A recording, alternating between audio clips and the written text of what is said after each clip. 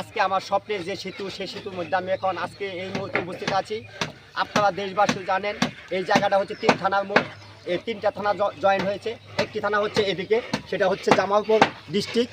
আরেকটা থানা হচ্ছে এদিকে, সেটা হচ্ছে মধুবর থানা। এটা হচ্ছে মধুবর থানা। হ্যাঁ, এটা হচ্ছে মধুবর থানা। আবার এইদিকে যেটা দেখতেছেন সেটা হলে আমাদের সারা বাংলার যে নামকরা যে জায়গাটা, সেটা হচ্ছে আনারসের জন্য বিখ্যাত মধুপুরের গড়। সেই গড়ের যে জায়গাটা, এটাই হচ্ছে সেই পাহাড়।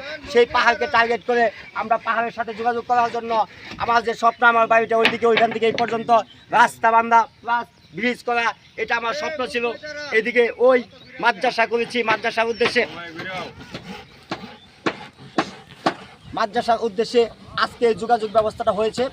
আপনাদের দোয়া যদি থাকে, ইনশাল্লাহ এই জায়গাতে আমি একটা গ্রাম্য শহর পরিণত করব, এটা আমার আশা। এখানে জনবন্ধু নামে একটা পার্ক হবে, যে পার্কে জনগণের সেবার জন্য উন্মুক্ত থাকবে, এবং কি এখানে গ্রাম্য হকার্স একটা মার্কেট হবে। এই মার্কেটে আপনারা কম টাকায় পণ্য পাবেন, এবং কি অনেক কম মূল্যে সরাসরি কোম্পানি থেকে এজেন্ট থাকবে। এটা আমার স্বপ্ন, যেন এই এলাকার মানুষ শিক্ষা, শান্তি এবং সমাজ গড়ার, উন্নয়ন করার যে স্বপ্ন, যে সিস্টেম, সেটা যেন চালু হয়। পাহাড়ের দিকেও যেন শিক্ষাগত যোগ্যতাটা বাড়ে, সেই জন্য আমি একটা প্রতিষ্ঠান করেছি।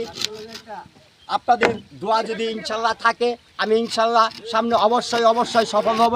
এটা আমার আশা, যে এইখানে কোনোদিন একজন মানুষ আসে নাই, সেইখানে আমি একটা হকার্স মার্কেট করব। সেই মার্কেটে যেন কম টাকায় মানুষ পণ্য কিনতে পারে, এবং একটা পার্ক করব, এবং একটা কফি হাউস করব। এখানে যেন মানুষ নিরিবিলি পানির উপরে বসবাস করতে পারে, এবং আপনাদের সকলের জন্য উন্মুক্ত রইল, দাওয়াত রইল। আপনারা সকলে আসবেন ইনশাল্লাহ 1 কাপ কফি খাওয়ার জন্য জনবন্ধু পার্কে। 1 কাপ কফি খাইতে আসবেন জনবন্ধু পার্কে।